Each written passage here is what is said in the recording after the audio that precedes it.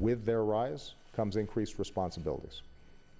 It's important for them to play by the rules of the road and, in fact, help underwrite the rules that have allowed so much remarkable economic progress to be made over the last several decades.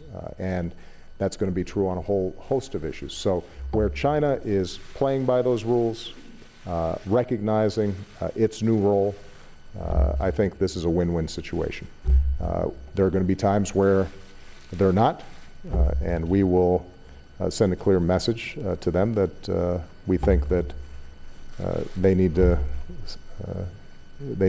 be on track in terms of accepting the rules and responsibilities that come with being a world power. With respect to Afghanistan, the impact of any loss of life among our troops is heartbreaking, and obviously, as President of the United States, there's no greater responsibility and nothing more difficult than putting our troops in harm's way. I think Prime Minister Gillard feels the same way that I do, which is we would not be sending our young men and women into harm's way unless we thought it was absolutely necessary for the security of our country. What we have established is a transition process that allows Afghans to build up their capacity and take on a greater security role over the next 2 years. But it's important that we do it right. As some of you are aware, I just announced that all remaining troops in Iraq will be removed. It would have been tempting, given that I had been opposed to the Iraq War from the start when I came into office, to say, we're going to get you all out right away. But what I recognized was that if we weren't thoughtful about how we proceed, then the enormous sacrifices that have been made by our men and women in the previous years might be for naught. And what I'd say to the Australian people at this point is, given the enormous investment that's been made and the signs that we can, in fact, leave behind a country that's not perfect, but one that is more stable, more secure, and does not provide safe haven for terrorists, it's appropriate for us to finish the job and do it right. If I could just add to that and say, every time I have met President Obama and we've talked about our alliance, we've talked about our work in Afghanistan, and in our meetings, both formal and informal, the President has shown the greatest possible concern for our troops in the field. The meetings we've had over the last few weeks at various international events have coincided with some of the most bitter and difficult news that we've had from Afghanistan. And every step of the way, the President has gone out of his way to convey to me his condolences for the Australian people and particularly for the families that have suffered such a grievous loss. Laura McGuinness, Reuters. Thank you, Mr. President. Chancellor Merkel said this week that Europe is in its toughest hour since World War II. The markets are now showing some anxiety about the possibility of instability spreading to France as well.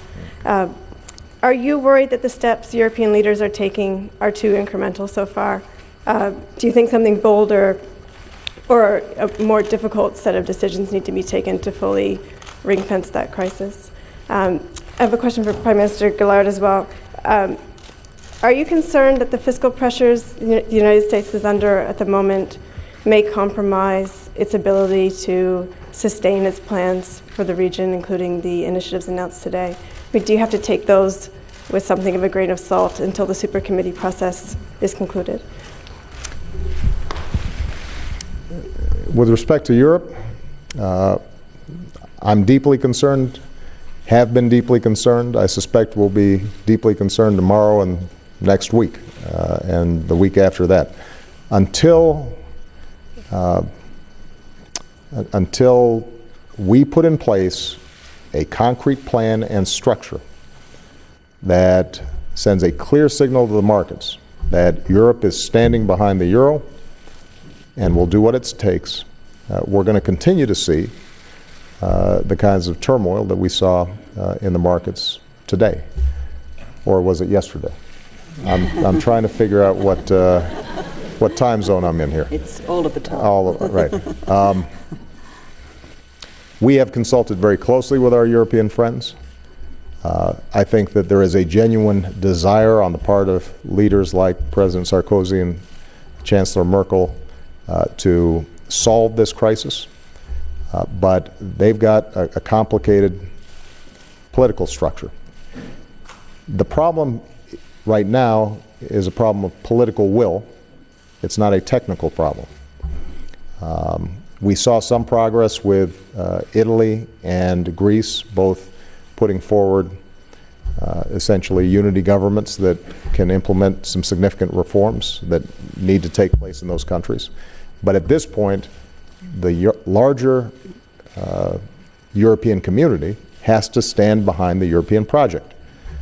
And for those American readers or listeners and those Australian readers or listeners, I think we all understand at this point we've got an integrated world economy. And what happens in Europe will have an impact on us. So we are going to continue to advise European leaders on what options we think would meet the threshold where markets would settle down. It is going to require some tough decisions on their part. They've made some progress on some fronts, like their efforts to recapitalize the banks. But ultimately what they're going to need is a firewall that sends a clear signal: we stand behind the European project and we stand behind the euro.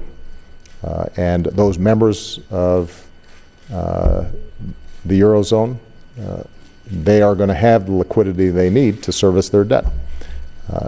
So there's more work to do on that front. I don't want to steal your question, but I do want to just say, with respect to our budget, there's a reason why I'm spending this time out here in Asia and out here in the Pacific region. First and foremost, because this is the fastest growing economic region in the world, and I want to create jobs in the United States, which means we've got to sell products here and invest here and have a robust trading relationship here, and Australia happens to be one of our strongest trading partners. But the second message I'm trying to send is that we are here to stay. This is a region of huge strategic importance to us. And I've made very clear, and I'll amplify in my speech to Parliament tomorrow, that even as we make a whole host of important fiscal decisions back home, this is right up there at the top of my priority list. And we're going to make sure that we are able to fulfill our leadership role in the Asia-Pacific region.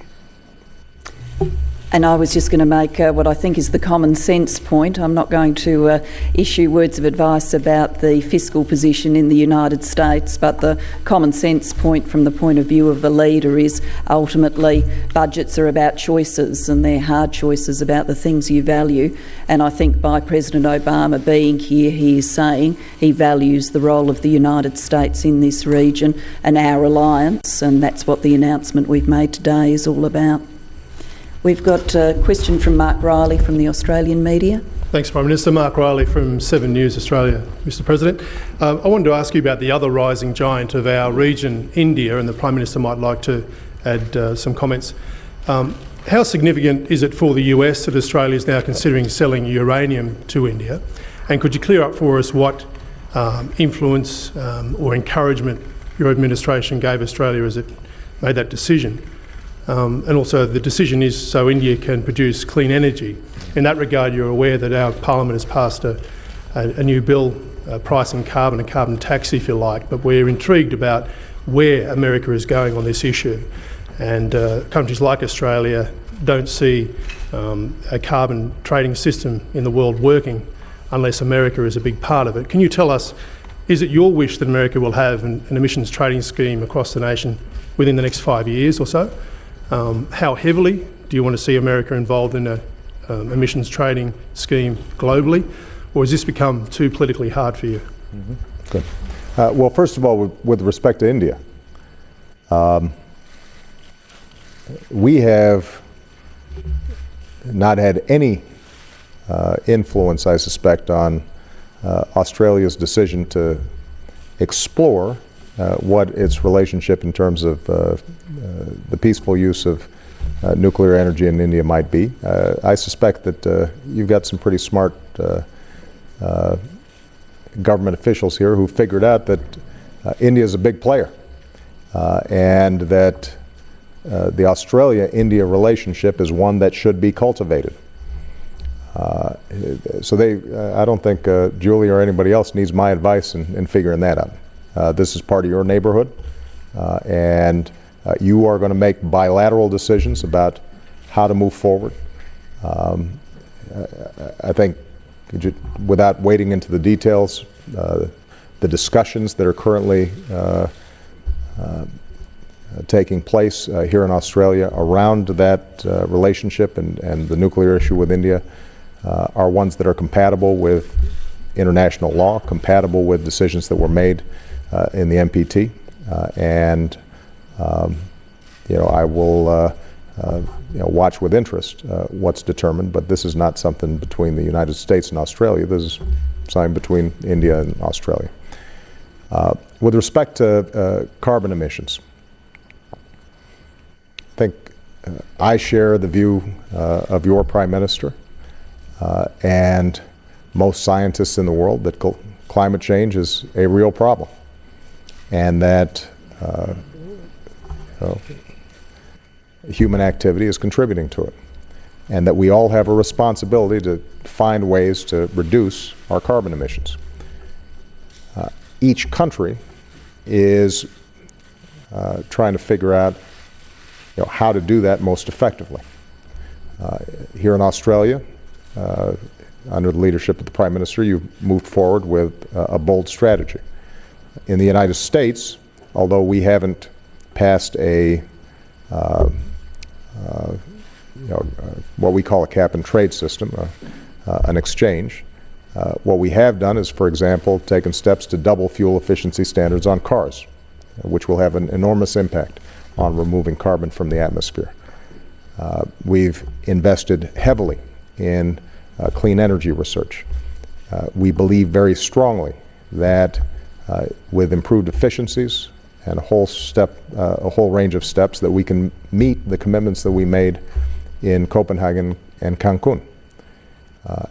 And as we move forward over the next several years, my hope is that the United States, as one of several countries with a big carbon footprint, can find further ways to reduce our carbon emissions. I think that's good for the world. I actually think over the long term it's good for our economies as well, because it's my strong belief that industries, utilities, individual consumers, we're all going to have to adapt how we use energy and how we think about carbon. Now, another belief that I think the Prime Minister and I share is that the advanced economies can't do this alone. So part of our insistence when we are in multilateral forum, and I will continue to insist on this when we go to Durban, is that if we are taking a series of steps, then it's important that emerging economies like China and India are also part of the bargain. It doesn't mean that they have to do exactly what we do. We understand that in terms of per capita carbon emissions, they've got a long way to go before they catch up to us. But it does mean that they've got to take seriously their responsibilities as well. And so, ultimately what we want is a mechanism whereby all countries are making an effort, and it's going to be a